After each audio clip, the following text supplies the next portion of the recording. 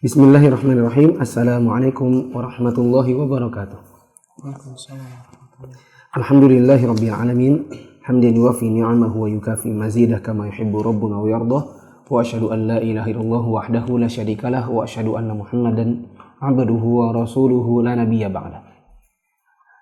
Teman-teman yang menyimak kajian ini baik di YouTube maupun di Facebook Muflisa Fitra, begitu juga teman-teman yang ada di Guroba Maskot, di Prabu Muli mengaji, di Surabaya mengaji, Al-Hijrah Gresik, kemudian Radio Roja Darussalam, kemudian dan lain-lain yang merelay kajian ini.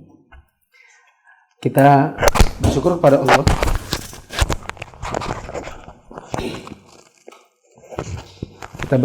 Allah pada malam hari ini bisa kembali melanjutkan kajian.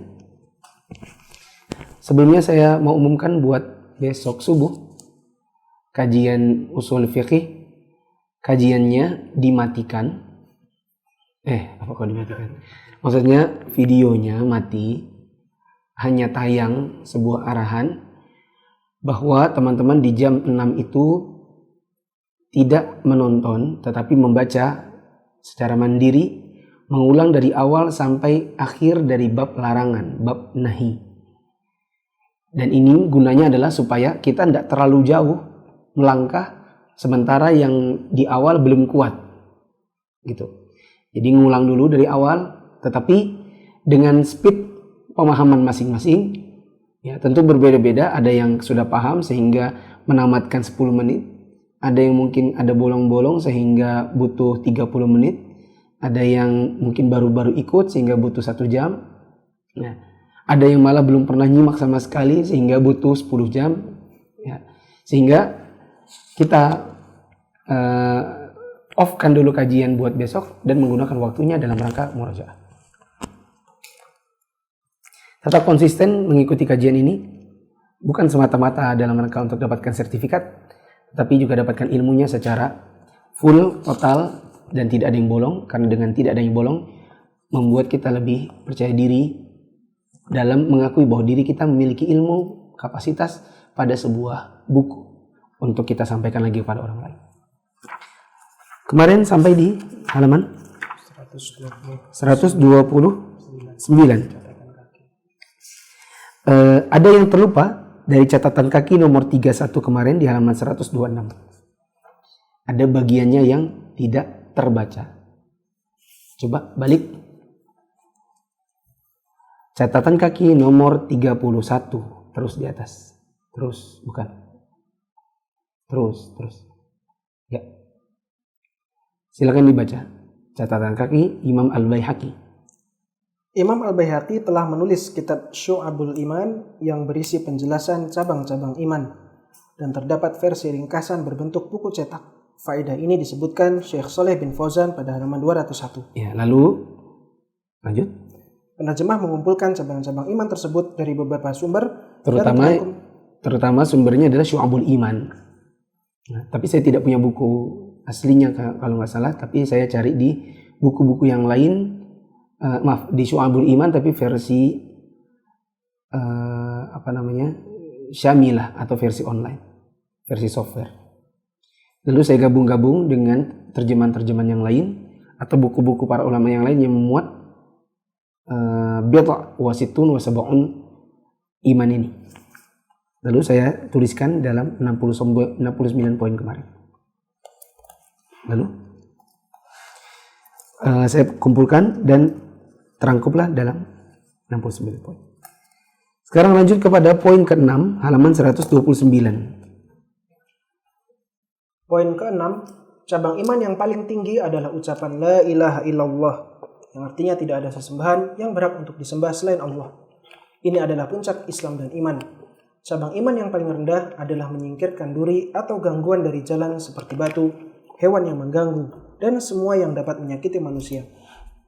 7. Meletakkan gangguan dan hal-hal yang dapat menyakiti manusia di jalan Allah adalah diharamkan di dalam Islam karena dapat merugikan bahkan membahayakan orang yang melaluinya. Cabang tertinggi dari iman, la ilaha illallah. Siapa yang tidak punya ini, maka dia kafir. Karena dianggap dasar dari imannya hilang. Atau pokok iman itu tidak ada pada dirinya. Cabang terendahnya, dan ini adalah bukan pokok iman, melainkan pelengkap iman, yaitu menyingkirkan gangguan dari jalan. Dan konsekuensi kebalikannya, siapa yang meletakkan dengan sengaja gangguan di jalan, ini membuat dia kehilangan pelengkap-pelengkap iman. Contohnya, memarkir kendaraan di tengah jalan. ya, kok jalan komplek cuman 3 meter. Sementara untuk 2 mobil berpapasan nggak bisa. Lalu dia parkir di depan rumahnya. Ketika ditanya, Pak, ini kenapa nggak bisa masuk dalam rumahnya? Dia bilang, saya kan nggak punya parkiran. Lagian kan ini depan rumah saya. Sebagian orang kalau ngomong kan gitu, ini kan depan rumah saya. Terserah saya dong. Kita bilang, ya ini jalan kan jalan bersama. Anda kalau mau punya mobil, siapkan dulu parkirnya depan rumah. Bukan parkir di jalanan. Kecuali jalan ini besar, 6 meter, berpapasan pun nggak masalah.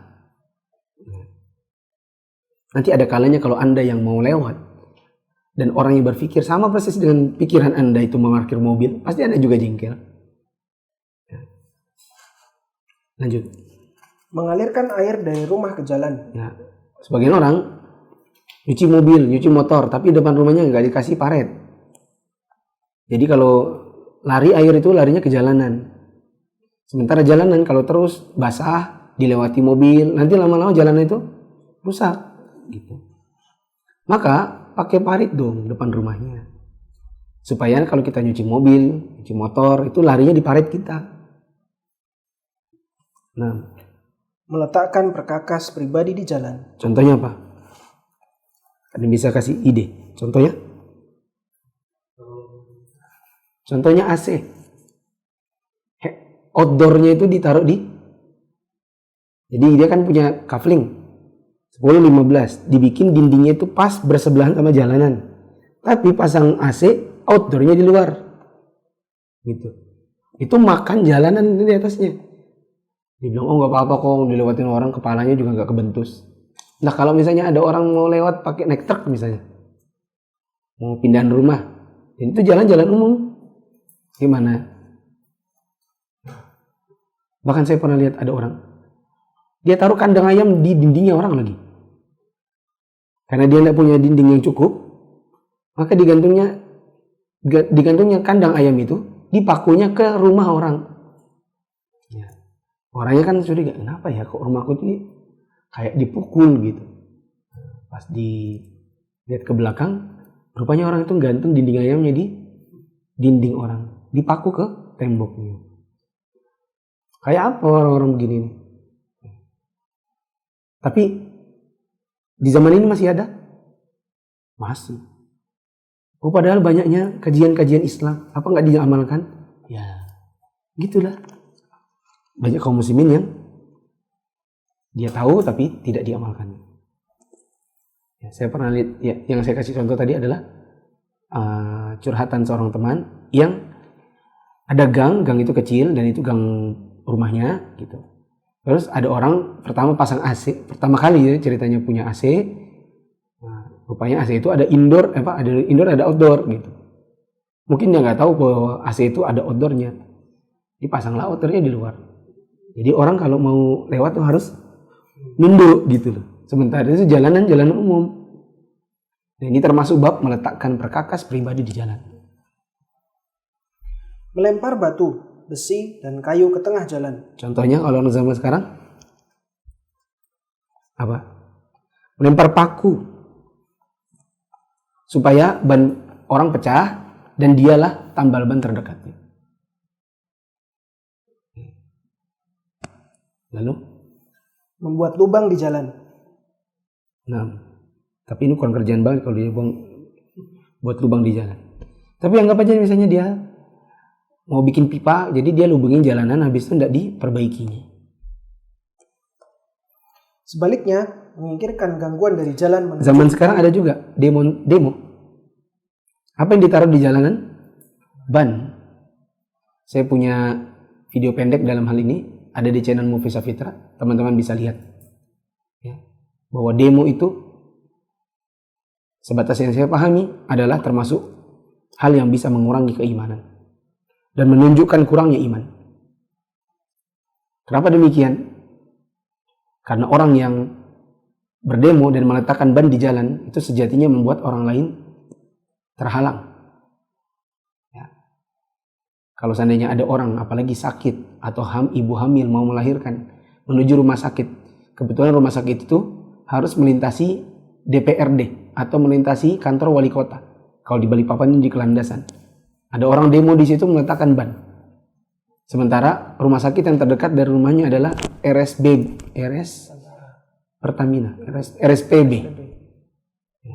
Mau lewat mau ke RSPB tapi lewatin wali kota. Tidak bisa, muter dulu ke gunung, perapatan. Kayak apa itu? Bila di dalam Islam cabang iman terendah adalah menyingkirkan gangguan dari jalanan, maka sengaja meletakkan ban di jalan, membakarnya dan menghalangi jalan orang, itu termasuk perbuatan yang mengurangi keimanan. Lanjut. Sebaliknya, menyingkirkan gangguan dari jalan menunjukkan adanya iman, dan justru meletakkan gangguan di jalan menunjukkan adanya cabang kekufuran dalam diri pelakunya. 8. Malu pun merupakan salah satu cabang keimanan. Namun, malu itu ada yang terpuji dan ada yang tercela. Yang terpuji adalah yang mendorong seseorang melakukan kebaikan dan mencegahnya berbuat keburukan. Yang tercela adalah yang justru mencegah berbuat kebaikan seperti malu untuk menuntut ilmu dan bertanya masalah agama yang belum dipahami. Malu itu termasuk cabang iman. Dan malu di sini yang dimaksud adalah malu berbuat kejelekan.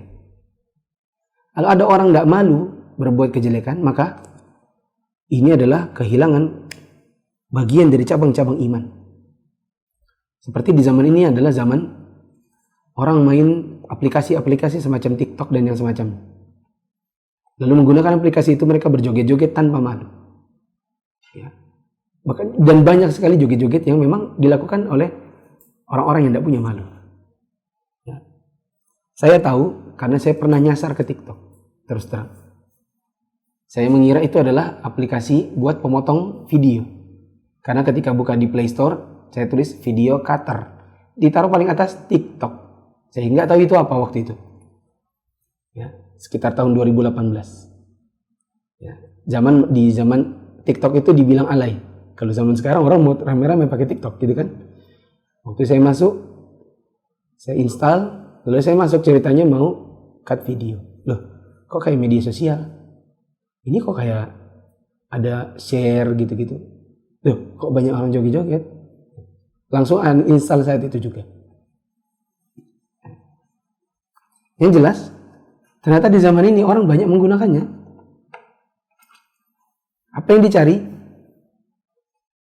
Popularitas, endorse, dan yang semacamnya. Tapi tidak malu menggunakannya dan menunjukkan bodinya, jogetnya, yang laki-laki pun sama saja. Nah, dan malu ada yang terpuji, yaitu malu yang menjaga seseorang dari keburukan. Ya. Tadi saya ngomong apa yang awalnya? Betul ya? Ya. Ada malu yang tercela juga, ya. Yaitu malu bertanya di kajian-kajian atau malu bertanya masalah agama yang belum dipahami. Seperti seorang perempuan malu bertanya tentang haid nifas, padahal dia mengalami hal itu. Di zaman Nabi, wanita-wanita yang mengalami haid istihadah yang tidak normal, ya, ini ada darah-darah yang keluar di luar masa-masa nifas, di masa-masa haid, mereka tidak malu bertanya kepada Nabi. Nah. Ada lagi orang di zaman sekarang, siapa yang bertanya? Dari mananya? Ketika ditanya, kenapa kamu tidak bertanya? Ini aku malu bertanya. Ini termasuk malu yang bukan pada tempatnya. 9. Hadis tentang cabang iman di atas merupakan dalil yang digunakan para ulama untuk mendefinisikan iman sebagai pengakuan dengan lisan, pengamalan dengan anggota badan, dan keyakinan dalam hati. Sama-sama kita pahami kemarin, iman itu rukun si imannya ada berapa? Bukan rukun iman ya. Rukun iman ada 6. Sementara rukun si imannya sendiri ada 3, yaitu mengucapkan pengakuan dengan lisan, mengakuinya dengan hati, mengamalkannya dengan anggota badan. Kalau ditanya apa dalilnya, jawabannya hadis yang tadi. Itu hadis 69 sampai 73 cabang iman. Dari mana sisi pendalilannya? Sisi pendalilannya adalah ucapan la ilaha illallah, itu yang ucapan, pengakuan dengan lisan. Menyingkirkan gangguan dari jalan, itu amalan anggota badan. Malu, itu adalah keyakinan dalam hati. Demikian pembahasan makna iman, rukun yang harus ada pada si iman, yang 3, dan cabang-cabangnya yang totalnya ada 69. Sedangkan rukun iman ada 6. Dibaca halaman 130. Warkanuhu sittatun kama fil hadithi an tu'mina billahi wa malaikatihi wa kutubihi wa rusulihi wal yawmil akhir wa tu'mina bil qadari khairihi wa syarrihi. Rukun iman ada 6 sebagaimana yang disebutkan dalam hadis. Yang pertama, beriman kepada Allah. Kedua, beriman kepada para malaikatnya. Yang ketiga, beriman kepada kitab-kitab yang diturunkannya. 4, beriman kepada para rasul yang diutusnya. Kelima, beriman kepada hari akhir. Dan yang terakhir, beriman kepada takdirnya yang baik maupun yang buruk. Waddalilu ala hadhil arkanis sittati qauluhu ta'ala. Dalil yang melandasi rukun yang 6 di atas adalah firman Allah Ta'ala, laisa birra an tuwallu wujuhakum qiblal masyriqi wal maghrib walakinnal birra man amana billahi wal yawmil akhir wal malaikati wal kitabi wan nabiyyin. Bukanlah menghadapkan wajahmu ke arah timur dan barat itu suatu kebajikan, akan tetapi sesungguhnya kebajikan itu ialah beriman kepada Allah, hari akhir, malaikat-malaikat, kitab-kitab dan nabi-nabi. Quran surat Al-Baqarah ayat 177. Wa dalilul qadari qauluhu ta'ala. Adapun dalil tentang takdir adalah firman Allah Ta'ala, inna kulla syai'in khalaqnahu biqadarin. Sesungguhnya kami menciptakan segala sesuatu dengan takdirnya. Quran surat Al-Qamar ayat 49. Syarah Syekh Saleh bin Fauzan. Yang pertama, iman memiliki rukun dan cabang. Rukun itu adalah bagian pokok yang harus ada pada iman. Jika hilang salah satunya, maka iman hilang. Adapun cabang iman merupakan penyempurna iman. Cabang iman bisa jadi hukumnya wajib dan bisa jadi mustahab atau dianjurkan. Yang kedua, jika seseorang meninggalkan cabang iman yang sifatnya wajib, seperti berbakti kepada orang tua, maka iman tidak serta-merta hilang. Dia dikatakan kehilangan penyempurna iman yang sifatnya wajib menurut akidah Ahlussunnah wal Jamaah. Ada cabang iman yang merupakan, tadi saya lagi ngomong kalau nggak salah ya, nomor 2. Cabang iman itu ada yang sebenarnya merupakan pokok iman. Artinya kalau hilang cabang ini atau pokok ini, maka hilang keimanan dan orangnya jadi kafir. Seperti la ilaha illallah atau rukun-rukun iman yang 6. Ada yang merupakan penyempurna, ya, mukammilat. Maka dia kalaupun hilang, maka orangnya tetap mukmin, tetap muslim. Tapi dia ada 2 model. Kalau ini adalah pelengkap iman yang sifatnya wajib, maka orangnya berdosa. Contohnya, bakti pada orang tua. Ini wajib. Kalau dia tidak bakti pada orang tuanya, maka dia tetap mukmin, muslim, tapi berdosa. Yang kedua adalah bila pelengkap iman ini sifatnya sunnah, maka orang ini mukmin, muslim, hanya saja imannya kurang sempurna, tapi tidak berdosa. Seperti sedekah. Nah, seperti menyingkirkan gangguan dari jalan. Misalnya dia lihat ada batu, dibiarkannya saja dia lewat, tidak disingkirkannya. Maka orang ini pelengkap imannya ada yang kurang, tapi tidak berdosa. Karena ini adalah pelengkap iman yang sifatnya sunnah, bukan wajib. Lanjut. Syarah Syekh Saleh bin Fauzan. Yang pertama, iman memiliki rukun dan cabang. Rukun itu adalah bagian pokok yang harus ada pada iman. Jika hilang salah satunya, maka iman hilang. Adapun cabang iman merupakan penyempurna iman. Cabang iman bisa jadi hukumnya wajib dan bisa jadi mustahab atau dianjurkan. Yang kedua, jika seseorang meninggalkan cabang iman yang sifatnya wajib seperti berbakti kepada orang tua, maka iman tidak serta-merta hilang. Dia dikatakan kehilangan penyempurna iman yang sifatnya wajib menurut akidah Ahlussunnah wal Jamaah.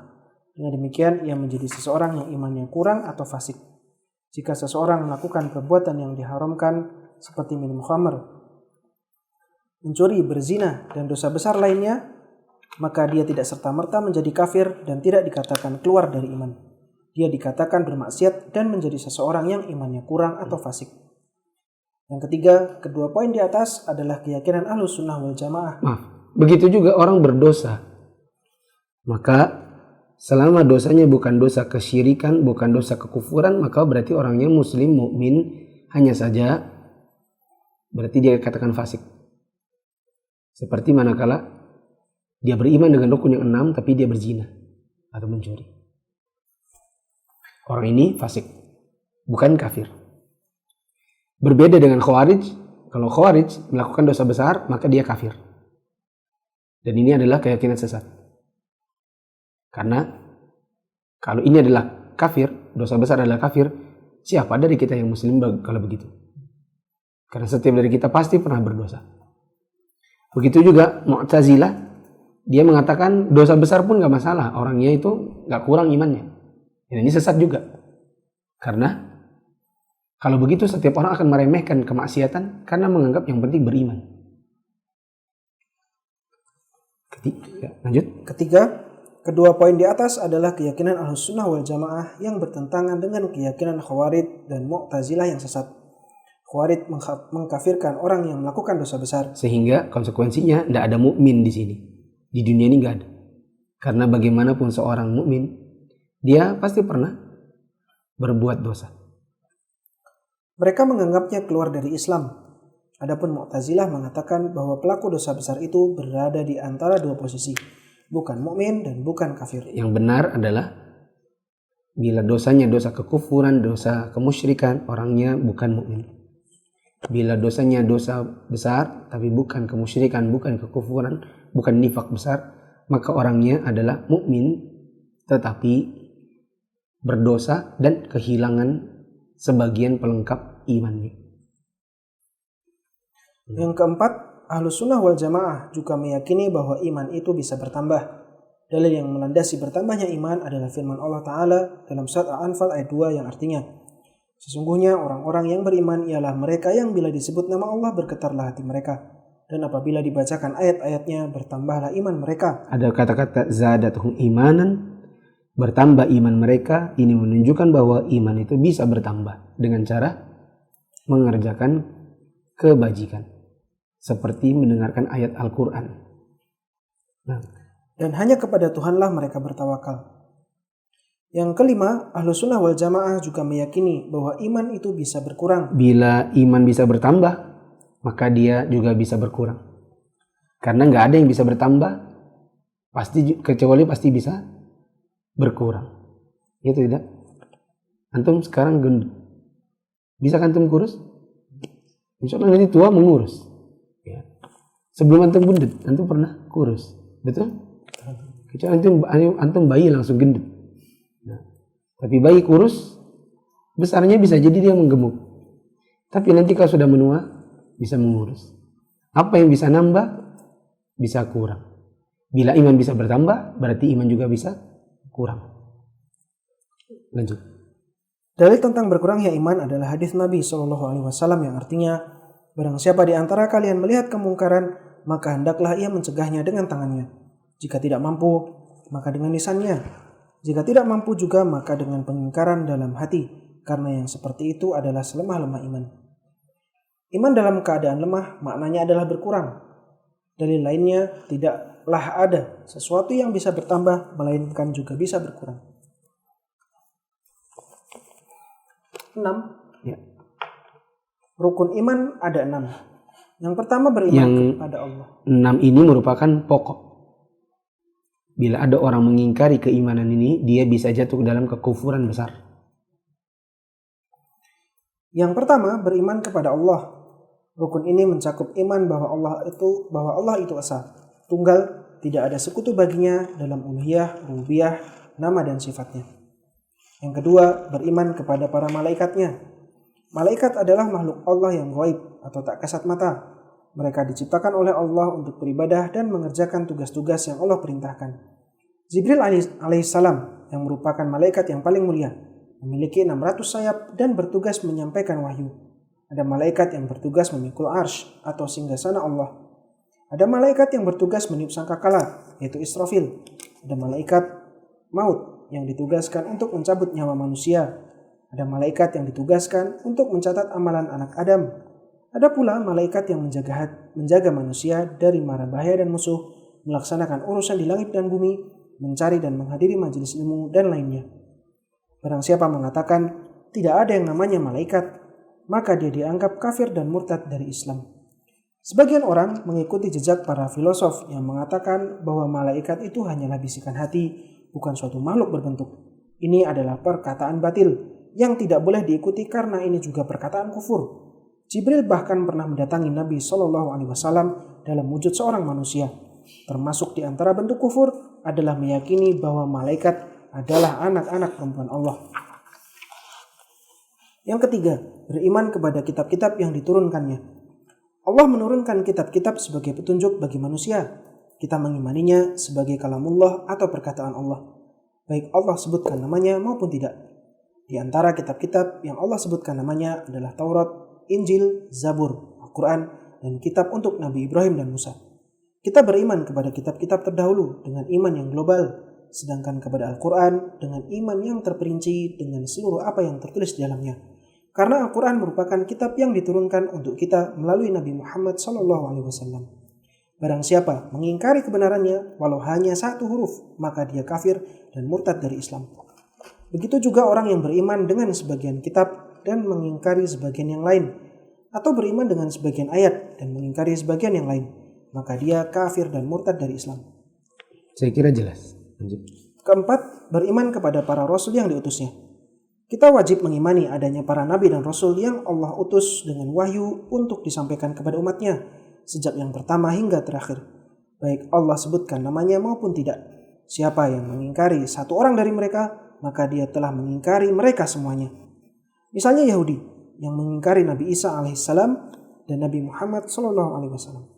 Nasrani yang mengingkari Nabi Muhammad SAW, mereka semua kafir terhadap semuanya. Meskipun kafir pada satu nabi itu sama dengan mengingkari semuanya. Dan mengingkari satu nabi itu sama dengan mengingkari Allah dan Allah sendiri dan Al-Quran yang memberitakannya. Dan ini termasuk kekufuran besar. Kufur besar berarti orangnya murtad dari Islam kalau dia mengaku Islam. Di antara nabi dan rasul yang Allah sebutkan namanya antara lain Ibrahim, Ishak, Yakub, Nuh, Daud, Sulaiman, Ayub, Yusuf, Musa, Harun, Zakaria, Yahya, Isa, Ilyas, Ismail, Alyasa, Yunus, dan Lut. Yang kelima, beriman kepada hari akhir. Yang dimaksud dengan hari akhir adalah hari kiamat. Dinamakan hari akhir karena hari itu terjadi setelah hari-hari awal, yaitu hari-hari dunia. Iman kepada akhir mencakup iman adanya azab dan nikmat kubur setelah kematian. Iman adanya pertanyaan dua malaikat di dalam kubur. Ada orang yang tidak meyakini azab kubur dengan alasan azab kubur itu datang dalam hadis ahad, yaitu yang tidak mencapai derajat mutawatir, yang diriwayatkan hanya dari satu sahabat atau dua sahabat. Dan ini termasuk keyakinan sesat. Nah, yang benar azab kubur itu mau mutawatir secara makna. Diyakini oleh para ulama dari zaman dahulu tentang adanya azab kubur. Nah, meskipun juga kita tidak boleh berlebihan dalam azab kubur sehingga misalnya menciptakan majalah, film, sinetron yang isinya semua tentang azab kubur. Apalagi kalau kemudian difilmkan dan banyak orang-orang kafir yang menonton dan mereka menganggap ngeri kalau jadi orang Islam itu. Orang Islam itu kalau mati itu kuburnya ada ular, ada api, ada banjir. Ya. Mayatnya bisa melayang, tergiling dalam penggilingan. Ya. Berat, nggak bisa diangkat gitu. Itu kalau jadi orang Muslim. Gitu. Nah ini juga meyakini azab kubur tapi berlebihan. Lanjut. Iman adanya kebangkitan dan berkumpul di padang mahsyar, adanya perhitungan dan timbangan amal kebaikan dan keburukan, as-sirat atau jalan, surga dan neraka. Semua harus diyakini baik secara global maupun terperinci. Siapa yang mengingkarinya dan sekadar tidak meyakininya, maka dia kafir dan murtad dari Islam. Siapa yang mengatakan saya tidak percaya ada surga dan neraka, maka dia kafir. Tapi kalau kita ketemu dengan orang yang mengatakan begitu, maka kita bilang hati-hati loh. Itu bisa menyebabkan kita keluar dari Islam loh. Ya. Harus ada dialog. Jangan cuma memvonis.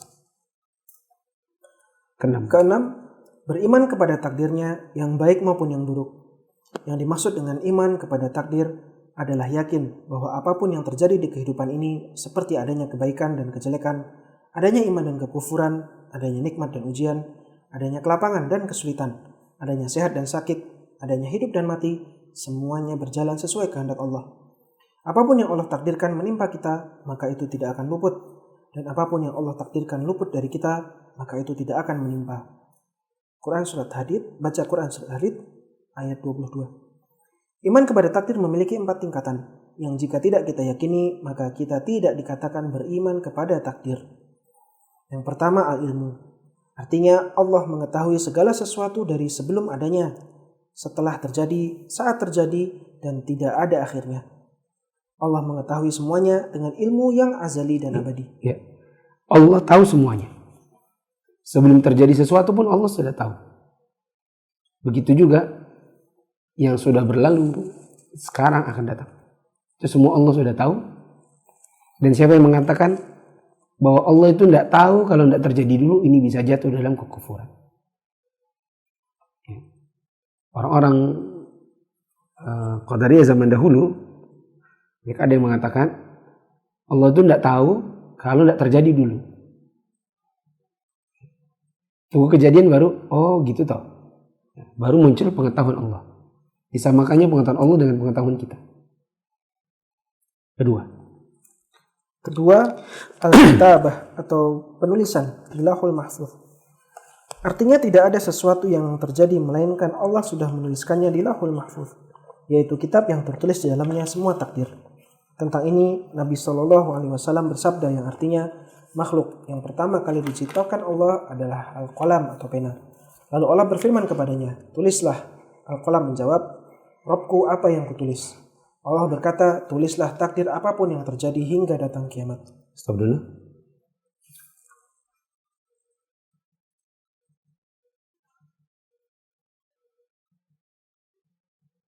Ya, lanjut. Dan ini adalah dalil bahwa Allah sudah tahu segala sesuatu sebelum terjadi, karena Allah yang menyuruh Al-Qalam untuk menuliskan apapun yang akan terjadi sampai hari kiamat. Berarti Allah sudah tahu sebelum terjadinya sesuatu. Yang ketiga, siapa yang mengingkari penulisan takdir ini, maka dia kafir dan murtad dari Islam. Ketiga, al-masyiah atau kehendak, bahwa tidaklah terjadi segala sesuatu melainkan Allah yang menghendaki. Siapa yang mengatakan ini menurutku kehendakku, Allah nggak ada ikut campurnya, ini bisa jatuh ke dalam kekufuran besar. Siapa yang berkata bahwa ini dan itu terjadi tanpa kehendak Allah, maka dia kafir dan murtad dari Islam. Keempat, al-khalq atau penciptaan. Allah yang menciptakan segala sesuatu. Jika dia menghendaki, maka Allah akan mengadakannya, termasuk diantaranya perbuatan hamba. Siapa yang mengingkari penciptaan Allah ini, maka dia kafir dan murtad dari Islam. Yang ketujuh, penulis membawakan Quran Surat Al-Baqarah ayat 177 dan Quran Surat Al-Qamar ayat 49 sebagai dalil atas keenam rukun iman yang disebutkan di atas. Yang kedelapan, segala perkara yang menyangkut ibadah, keyakinan atau akidah, dan hukum-hukum harus dibangun dengan dalil. Jika tidak, maka tidak akan dianggap benar. Tidak akan benar bila ibadah, akidah, hukum dibangun di atas prasangkaan semata, bukan dengan sebuah dalil.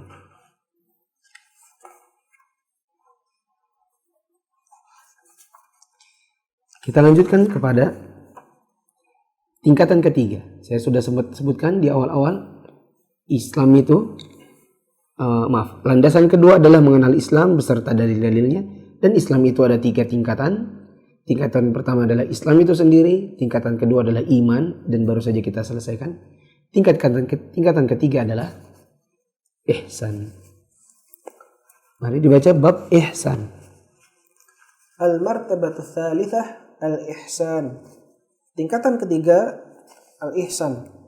Walahu ruknun wahidun kama fil hadits. Rukunnya hanya ada satu, yaitu sebagaimana yang disebutkan dalam hadis, an ta'budallaha ka'annaka tarahu fa in lam takun tarahu fa innahu yaraka.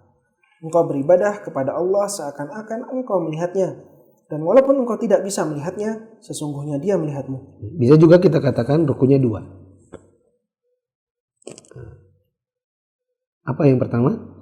Beribadah seakan-akan kita melihat Allah.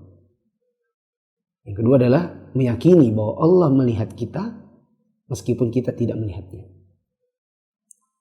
Wad dalilu qauluhu ta'ala, adapun dalil tentang ihsan ini adalah firman Allah Ta'ala, innallaha ma'al ladzina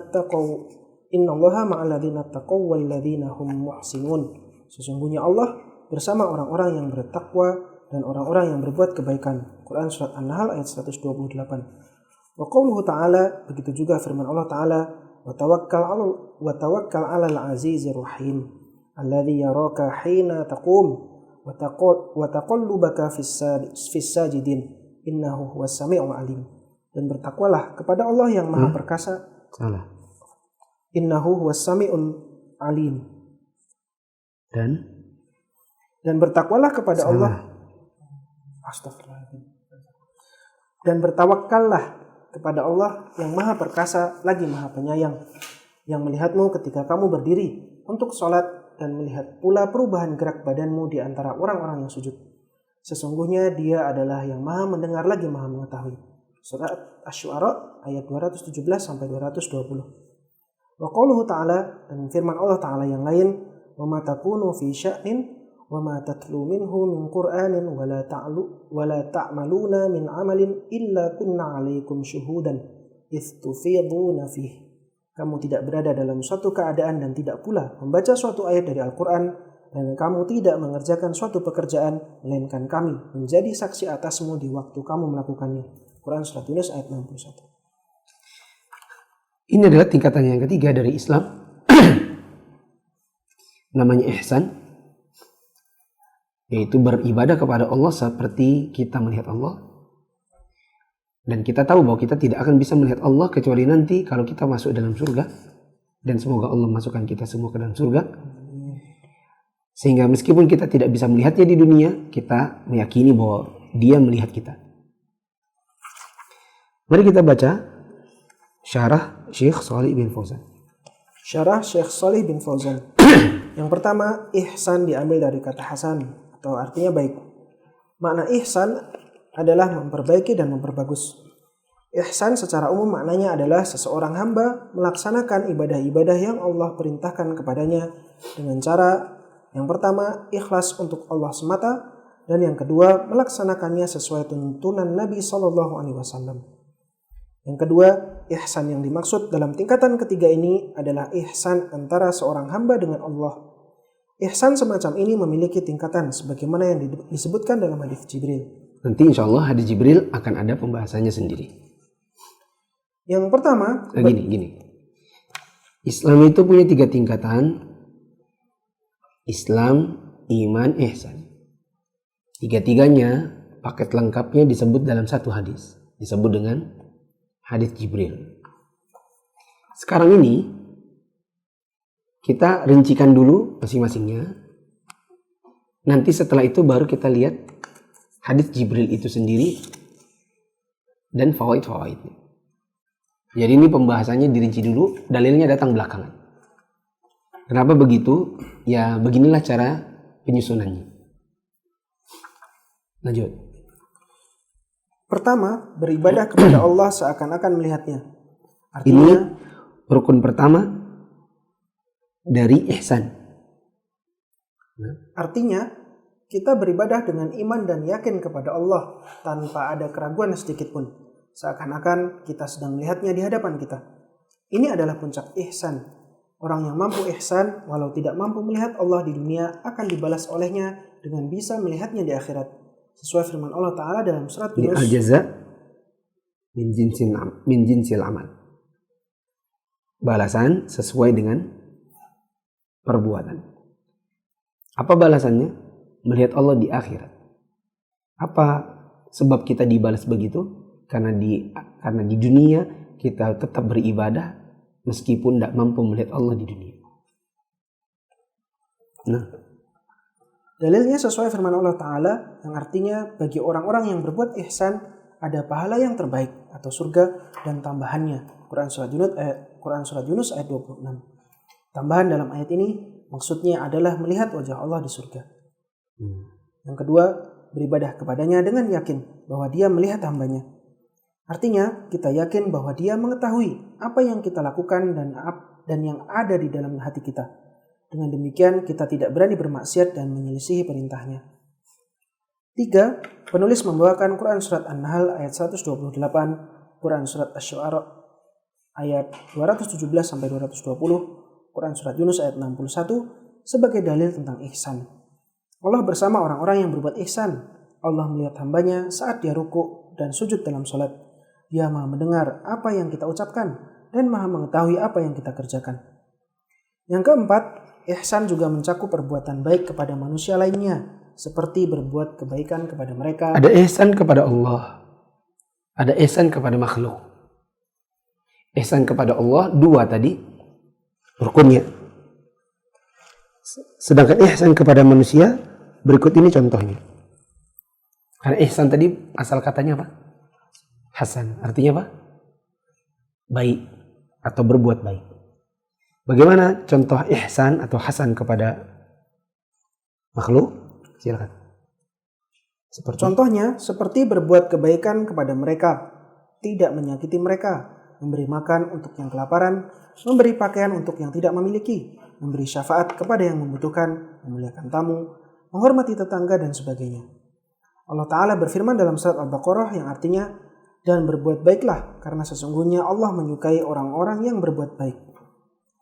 Yang kelima, ihsan juga mencakup perbuatan baik kepada makhluk Allah yang lainnya seperti hewan.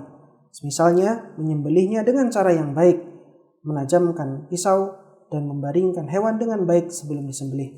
Bahkan Allah mengampuni dosa seorang wanita berzina dari kalangan Bani Israel karena ihsan yang dilakukan kepada anjing kehausan dengan memberinya minum. Saya ringkas.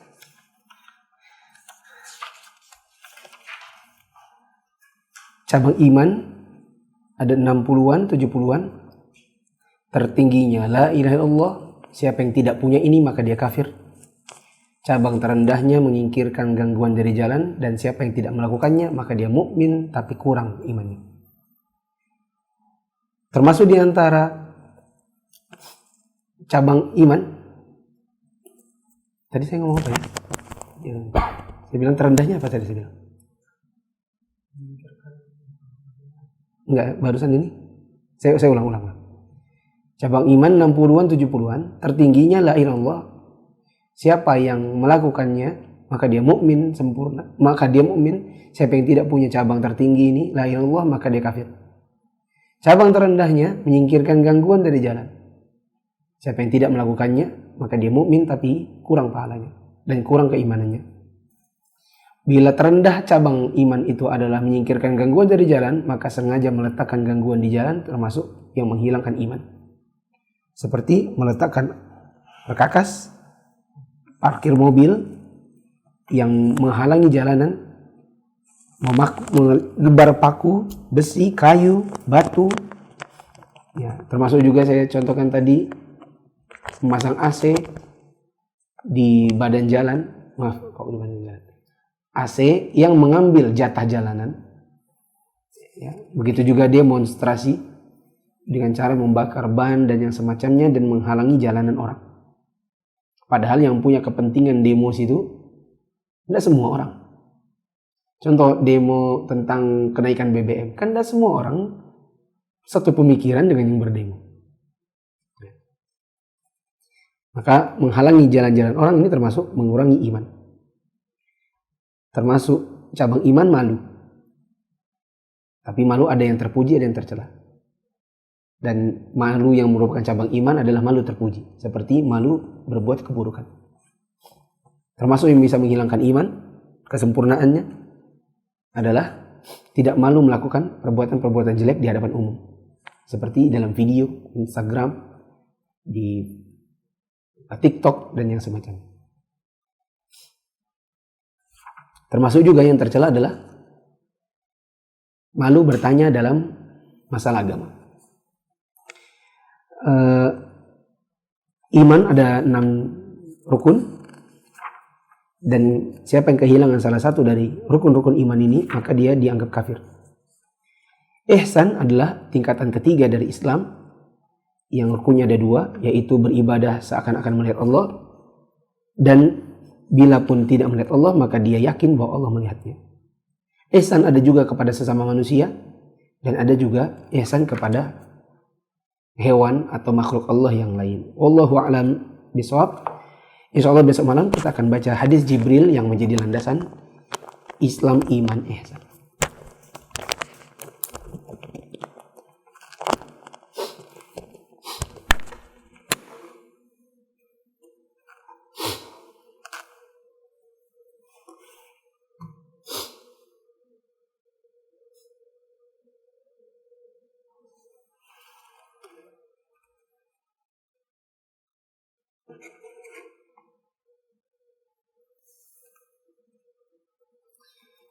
Bagaimana orang bilang Muslim itu juga beribadah kepada bangunan, ya.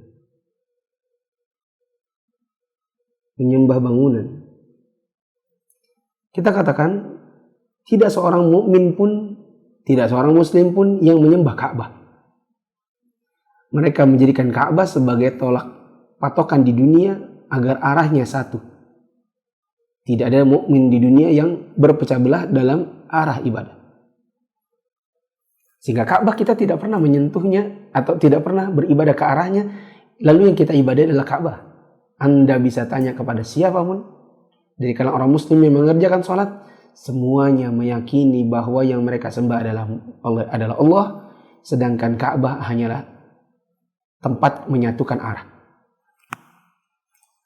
Maka kalau Anda mengatakan kalian juga Muslim menyembah bangunan, maka kita jawab, itu kan menurutmu. Dan seseorang tidak boleh memaksakan menurutnya kepada orang yang tidak mengerjakannya dan tidak melaksanakan sebagaimana yang dia tuduhkan. Nah.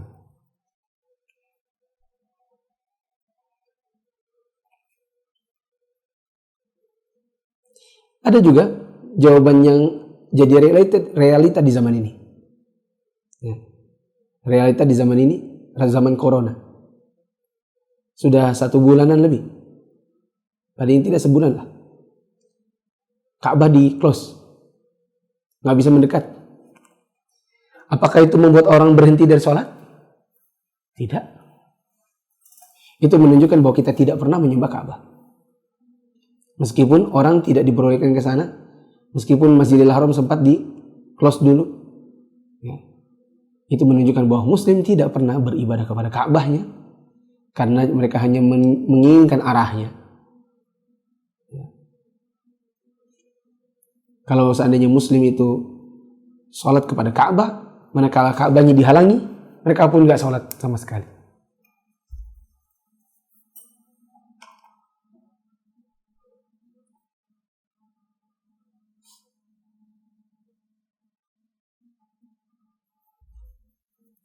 Apakah akidah Asy'ariyah, Maturidiyah bisa dikategorikan menyalahi rukun iman kepada Allah?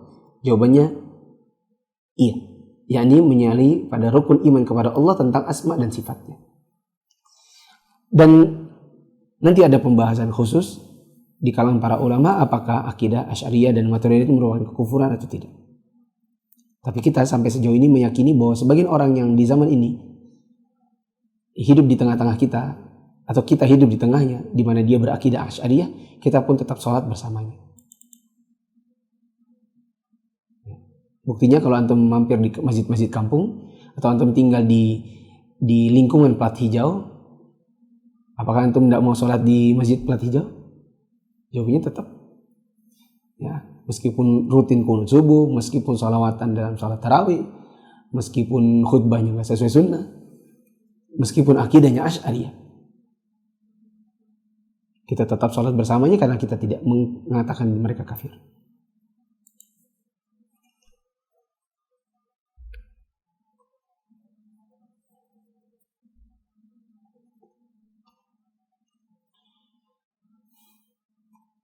Saya suka teringat pengalaman yang tidak baik tiba-tiba sehingga saya kepikiran istighfar. Allah, saya tidak terlalu memahami maksudnya. Intinya beristighfar baik.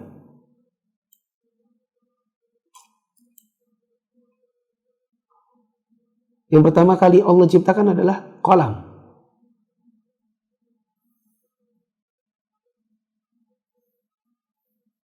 Tadi disebutkan. Ya kan dalam hadisnya jelas.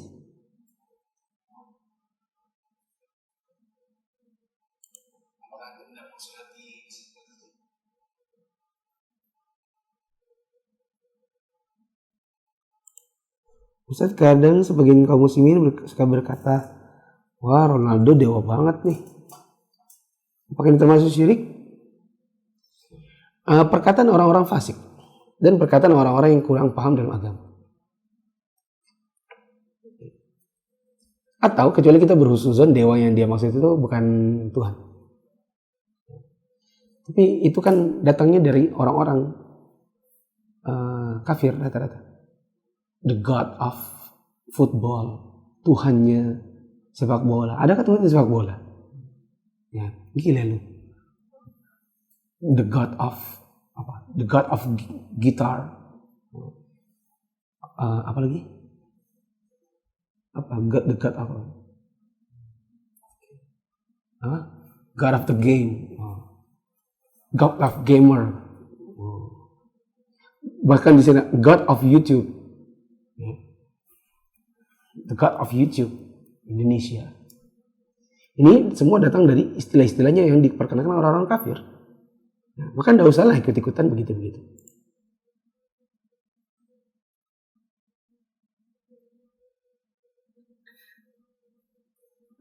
Gantian sama Facebook.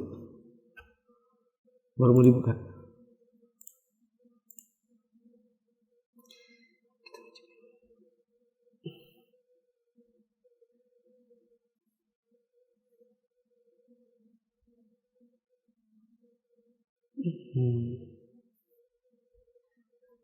Apakah sertifikatnya berupa sanad, Ustaz? Bukan sanad. Nah, tetapi sertifikat berupa bahwa antum pernah menamatkan ini, buku ini, tanpa bolong. Tanpa bolong. Bahwa antum telah mengikuti kajian ini sampai tamat tuntas tanpa ada kelewatan. Dan mengkajinya langsung dengan penerjemahnya. Atau yang menguasai buku ini.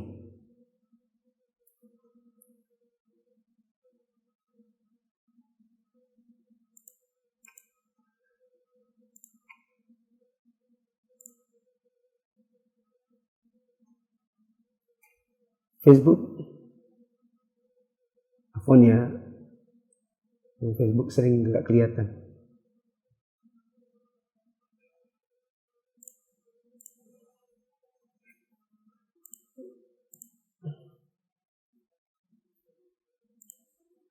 Oke.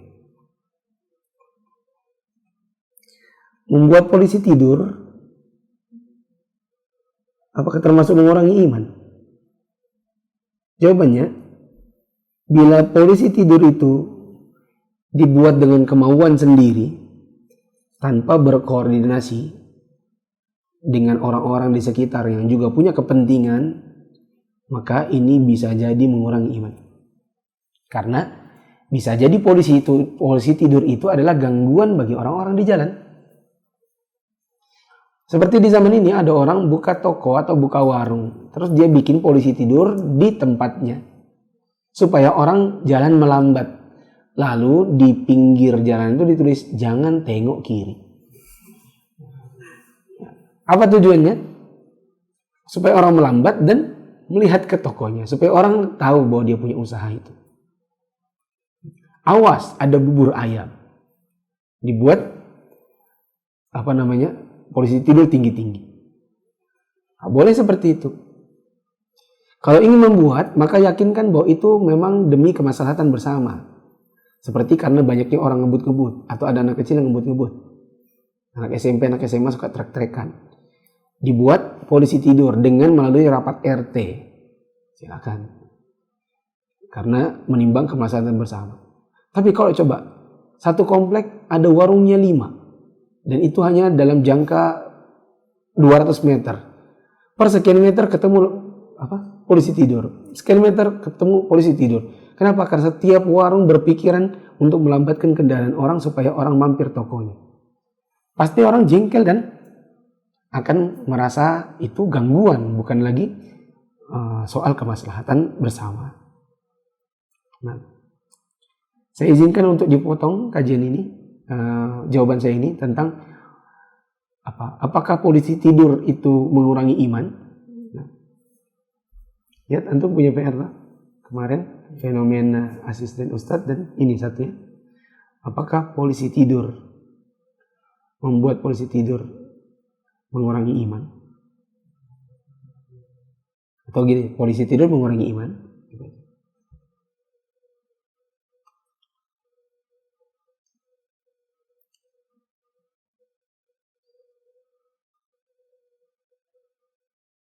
Apakah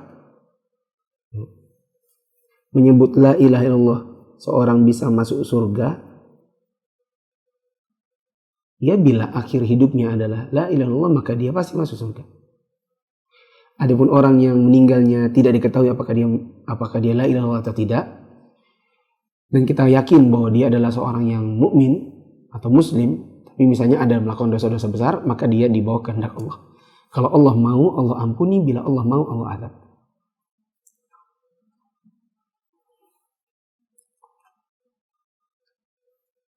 Ada lagi orang la ilaha illallah belum pernah sholat sama sekali tapi pasti masuk surga. Siapa itu? Ya, orang baru masuk Islam, salah seorang sahabat Nabi yang baru masuk Islam dan langsung ikut jihad. Belum pernah seumur hidupnya melakukan sholat, tapi dia dipastikan masuk surga. Kenapa? Dia beriman kepada Nabi, lalu ikut berjihad bersama Nabi. Siapa yang tahu namanya silakan di komen. Mungkin ada yang pernah baca di kisah-kisah perang Uhud atau di antara peperangan Nabi. Mengapa malu yang terpuji tidak masuk dalam list cabang iman yang ke-9? Hah? Gak disebut kah? Malu? Ada. Tidak di antara list yang 69? Ada nggak?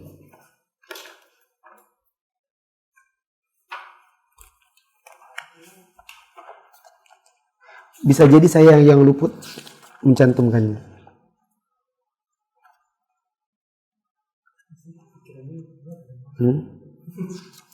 Ini jazakumullah khairan untuk yang bernama Mai Andra. Nanti akan jadi catatan saya di sini tentang cabang malu. Mungkin saya yang luput dalam mencantumkannya. Nanti saya harus periksa dulu. Di PDF saya yang asli, sama di catatan saya sendiri ada di Telegram dulu. Nah, jazakumullah khairan ala tanbih. Ini sudah ya? Bismillah doang ya. Sama koneksi putus. Apakah zakat mal bisa diberikan ke kakak kandung yang fakir miskin? Jawabannya bisa.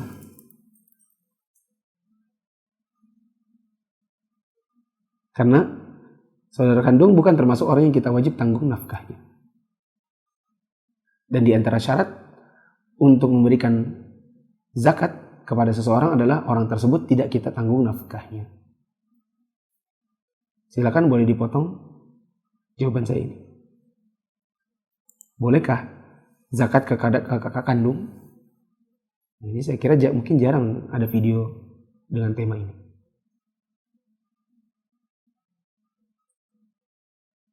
Mana tadi YouTube-nya? 1 menit masih ada.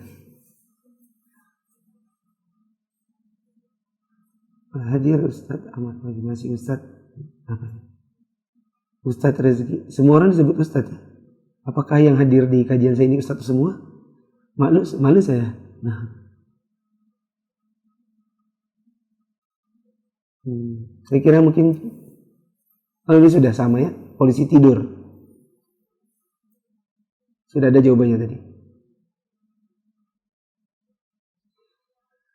Di layar ada tulisan mufid malah mengganggu. Mungkin dikabulkan sedikit, tapi seharusnya nggak mengganggu. Tapi kenapa ada? Karena untuk menjaga copyright. Khawatirnya ada yang menjepret lalu kemudian dengan kreativitasnya membuat PDF lalu disebarkan. Sementara dalam penyebarannya ada hak distributor. Subhanakallahumma wa bihamdika asyhadu an la ilaha illa anta astaghfiruka wa atubu ilaik. Wassalamualaikum warahmatullahi wabarakatuh.